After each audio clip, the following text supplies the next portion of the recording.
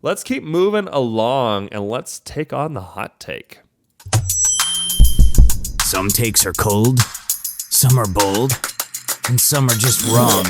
This is Taking on the Hot Take. I'm sorry for the people on TikTok. You don't get the stings and you don't get the sweet music that goes with the stings. You just have to watch me dance in silence. Taking on the hot take. The film industry loves a good trend. AI-generated films, TikTok storytelling, micro-budget horror, and every few years something changes everything.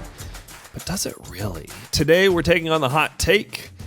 You don't have to be an influencer to sell your film, but if you're not Tarantino, A24, or Neon, you'd better be somebody's For You page sweetheart. Becoming an influencer isn't selling out, it's just directing yourself as the lead character in your own marketing campaign. Here's the question for you.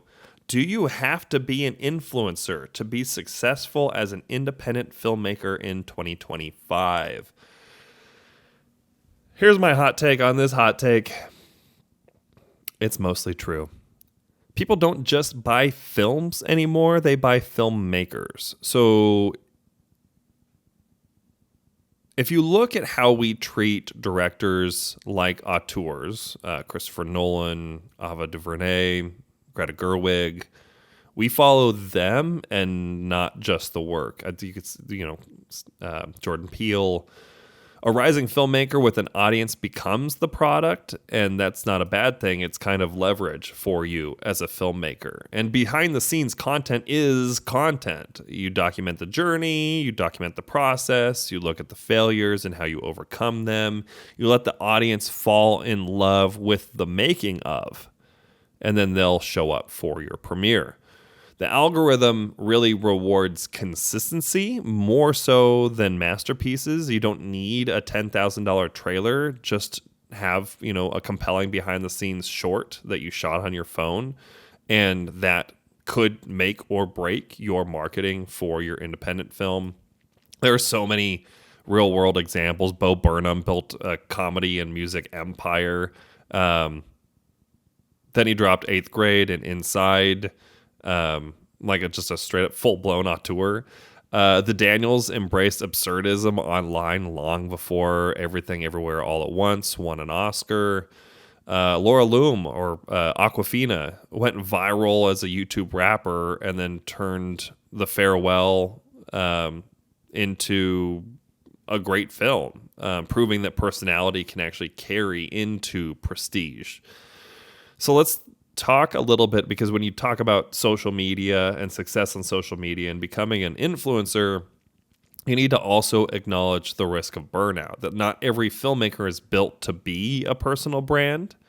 There's danger in turning your life into a never-ending marketing campaign, and that not everyone wants to dance on TikTok, and that's okay. If you can't find your niche, it might be that you just don't have one, and then you have to build yourself up in your career up through other methods. But I do think social media influence is a shorter path right now for the time being, until everyone's an influencer. Then nobody is.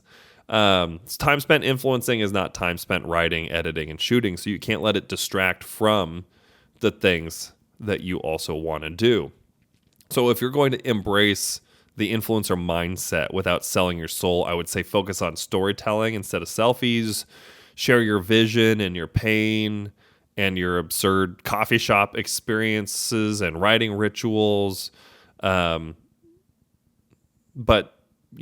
be genuine. Show the process and not the polish. There's just a fact that behind the scenes content that you would have loved to see when you were first starting out is something that somebody else would want to see now. And that can help you.